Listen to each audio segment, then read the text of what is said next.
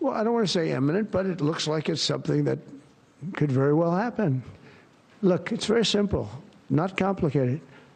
Iran cannot have a nuclear weapon. Other than that, I want them to be successful. I want them to be tremendous. We'll help them be successful. We'll trade with them. We'll do whatever is necessary. You know, I stopped a war between India and Pakistan. And I stopped it with trade. I don't think I've ever seen a story written about it, but it was pretty cool. They were getting ready. Pakistan was their turn to hit, and eventually they're going to go nuclear. And I stopped it. I called each. I respect each leader greatly. I know them. And I spoke to them, and I talked about trade. I said, Israel has just now completed the first wave of strikes against Iranian nuclear targets. We are striking Iran to make sure we do not reach the point of no return with a nuclear Iran threatening the world. It is not about Israel. It is about the whole world. Iranian leaders have been saying for years, it only starts with us. It moves on to the West, so make sure you stand with Israel and you stand for what's right. For years, the Iranian regime has called for the destruction of the State of Israel, planning and advancing concrete military plans to do so. Over the past few months, intelligence has shown that Iran is closer than ever to obtaining a nuclear weapon. This morning, the IDF began preemptive and precise strikes targeting the Iranian nuclear program in order to prevent the Iranian regime's ability to build a nuclear bomb in the immediate time frame. We have no choice. We are operating against an imminent and existential threat. We cannot allow the Iranian regime to obtain a nuclear weapon that would be a danger to Israel and the entire world. This operation is for our right to exist here, for our future and for our children's future.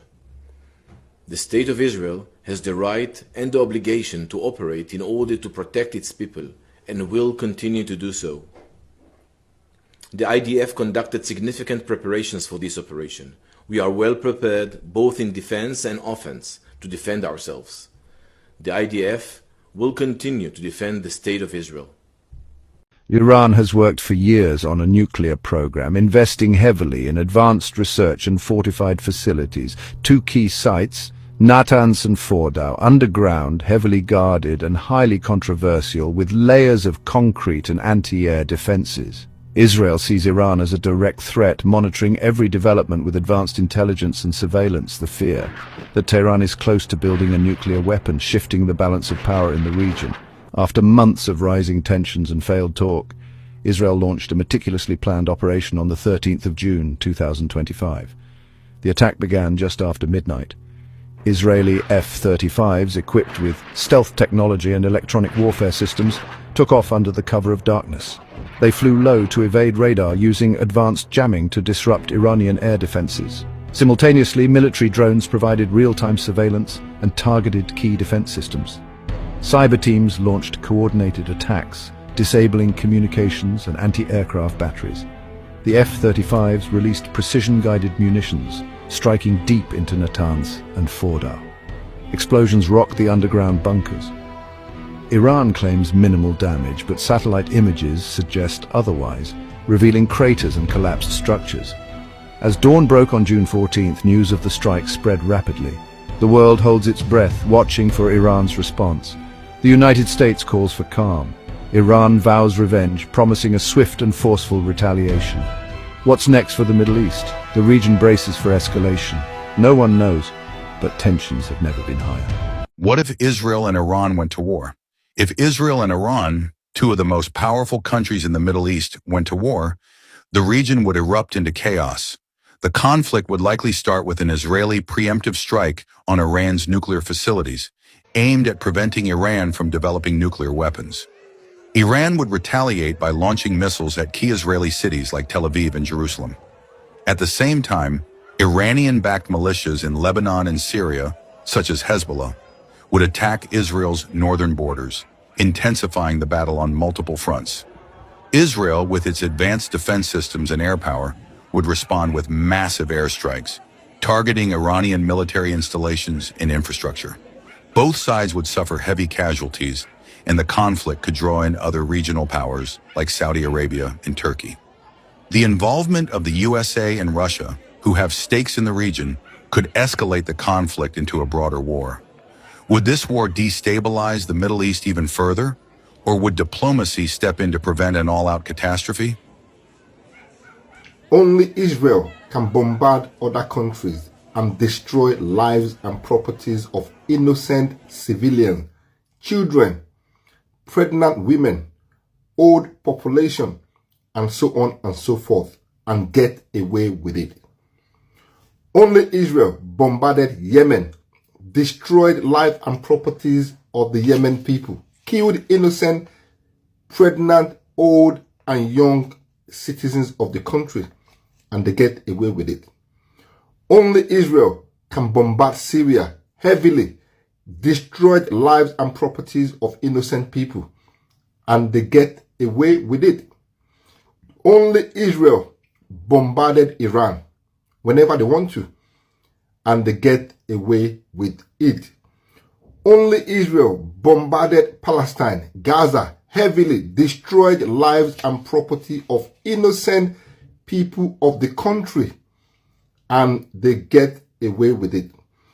Only Israel goes around to Lebanon, destroyed lives and properties of innocent citizens, young, old, and you name it, and they get away with it.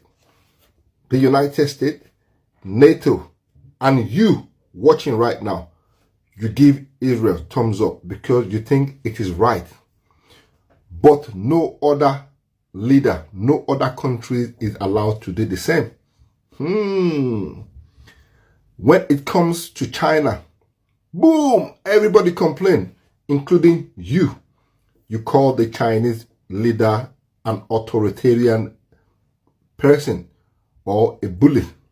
When it comes to Russia, boy, Vladimir Putin is not allowed to do the same. You call him names. You call him an evil man, an evil leader, an authoritarian man. Right? You should be ashamed of yourselves. You all should be ashamed of yourselves. What happened to humanity? What happened to humanity? It's not about who you like or who you support. This is all about humanity. What happened to humanity? What happened to your common sense? Think about it for a second. This is pure evil. I have nothing against the Israel citizens, but their leader, the decision their government had been making, it is pure evil. No words to describe it. I'm very sure some of you will still come into the comment section of this video and express your frustration because your common sense is gone. You're blindfolded. You've been brainwashed with this so-called religion and belief. What Israel is doing is evil. I rest my case. And please, just know, I come in peace. Guys, this war between Israel and Iran is about to escalate. Hey, don't say you don't need this news. It's not Nigerian news, my dear. Nigerians are everywhere. We have Nigerians in Israel. We have Nigerians in Iran. So you need the news. Donald Trump here, the US president, has come out openly to admit Israel's attack on Iran. Like, what is this war turning into? Please, listen to this. President Trump says he warned Iran and there is still time to make this slaughter end. Now, he said here, Iran must make a deal before there is nothing left and save what was once known as the Iranian Empire. So, from the look of things, America is supporting Israel.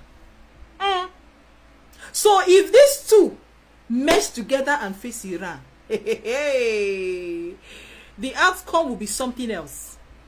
Like, what is going on? So this is all about a deal. It's a deal. Lives are being wasted. Properties are being destroyed because of a deal. Please, If you're a Nigerian living in Israel or Iran, please be safe. Stay safe, please. Like, what is going on? What is really going on? Hey, may God help us. Now, so what war they start? May God help us. This is the big one. This is the moment that I think that people across the Middle East have been waiting for and expecting at some point for years, and something that the Israeli leader, Benjamin Netanyahu, has threatened and kind of made it a lifetime ambition to make happen for so long. And it does seem to be the real thing. You know, as you say, we've had Israeli attacks on Iran before, and of course we had the first direct sort of hostilities between these two sworn enemies last year.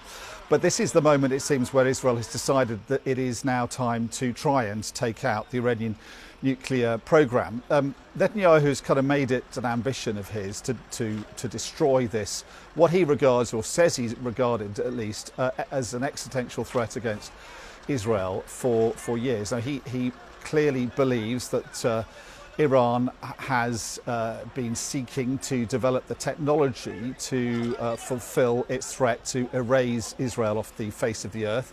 And he's always said that this is effectively his sacred duty as a leader of the Jewish state to stop that happening and to remove from or take away from the Iranians any ability to do so. Now, what he said in this statement overnight is that he believes the Iranians have gone a step farther than what they've ever done before. They've tried to enrich uranium. They agreed to not do so and to hand over their enriched uranium under the JCPOA, as it's called, the Iranian nuclear deal. But then Donald Trump ripped up America's signature on that deal, and Iran went back to enriching uranium and has most recently developed enough fissile material. You have to basically spin uranium in centrifuges to develop the fissile material, make it enriched enough to be able to turn that into a bomb. And it had produced enough of that, the Israelis and American and other Western intelligence agencies believe, to produce 9 nuclear bombs relatively recently. But to actually turn that into an effective nuclear bomb that you could then deploy would have taken between 18 months to 2 years longer. Now, what the Israeli Prime Minister is saying is that he believes, and his Israeli intelligence agencies believe, that the Iranians have gone to that next step of trying to weaponize its fissile material stockpile. And the reason it was doing so is certainly the implication of what the Israeli Prime Minister is saying, is that its other insurance policy,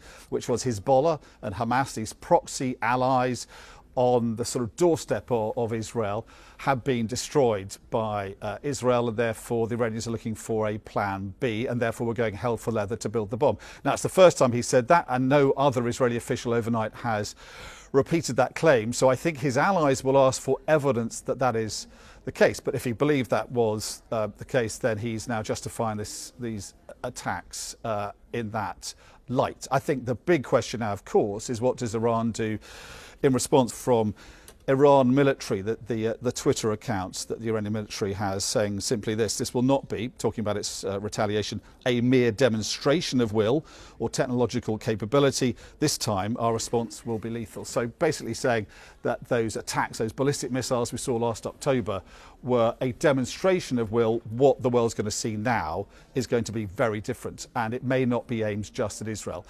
The Iranians have always said that if their nuclear program is attacked, they won't just strike back at Israel. They'll assume that America was involved as well, although the Iranians have said the Americans have said it's a unilateral strike.